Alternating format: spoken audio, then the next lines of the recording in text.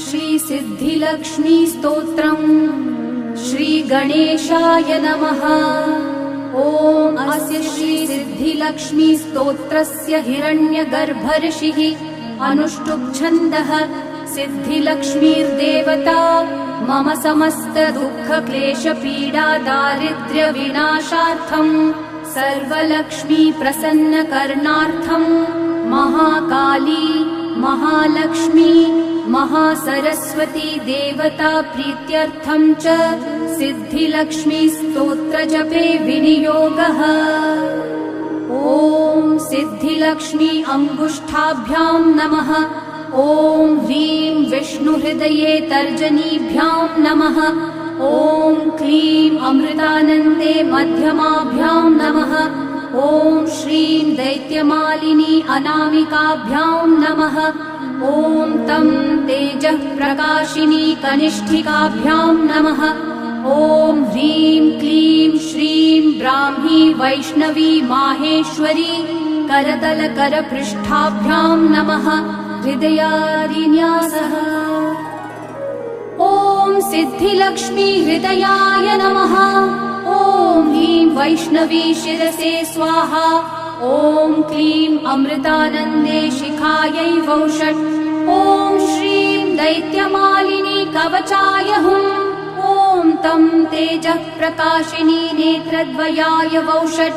ॐ ह्रीं क्लीं श्रीं ब्राह्मीं वैष्णवीं फट्।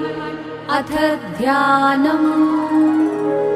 ब्राह्मीं च वैष्णवीं भद्रां षड्भुजां च चतुर्मुखां त्रिनेत्रां च त्रिशूलां च पद्मचक्रगदाधरां पीताम्बरधरां देवीं नानालङ्कारभूषितां तेजःपुञ्जधरां श्रेष्ठां ध्यायेत् बालकुमारिकाम्।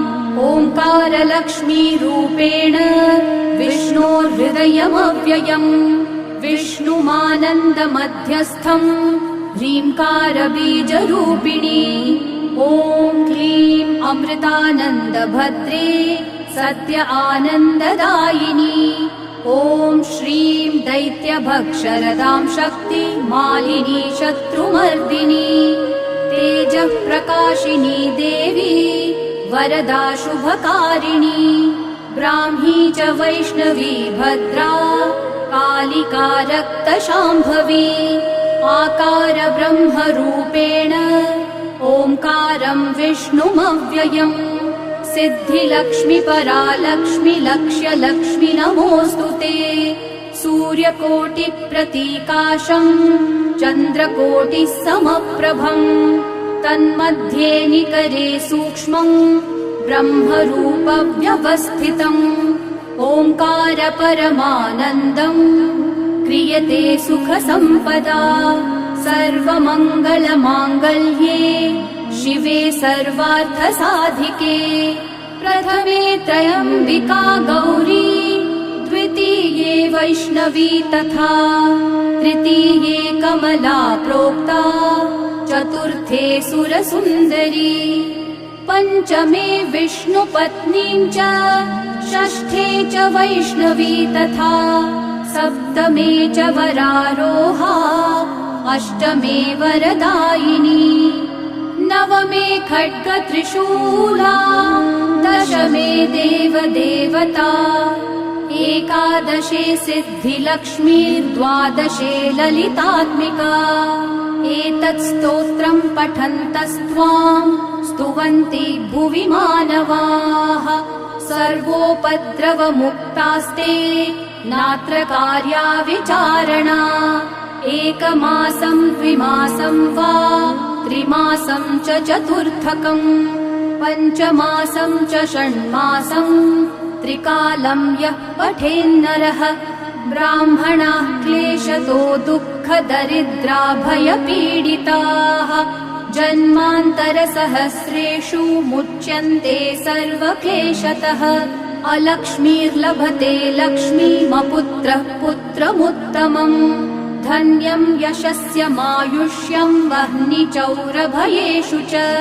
शाकिनी भूतवेताल सर्वव्याधिनिपातके राजद्वारे महाघोरे सङ्ग्रामे रिपुसङ्कटे सभास्थाने श्मशाने च कारागे हारिबन्धने अशेषभयसम्प्राप्तौ सिद्धिलक्ष्मीं जपेन्नरः ईश्वरेण कृतं स्तोत्रम् प्राणिनां हितकारणम् स्तुवन्ति ब्राह्मणा नित्यम् दारिद्र्यं न च वर्धते या श्रीः पद्मवने कदम्बशिखरे राजगृहे कुञ्जरे श्वेते चाश्वयुते वृषे च युगले यज्ञे च यूपस्थिते शङ्खे देवकुले नरेन्द्रभवनी गङ्गातटे गोकुले सा श्रीस्तिष्ठतु सर्वदा मम गृहे भूयात् सदा निश्चला। श्रीब्रह्माण्डपुराणे ईश्वर विष्णु संवादे दारिद्र्यनाशनम् सिद्धिलक्ष्मी स्तोत्रम् सम्पूर्णम्।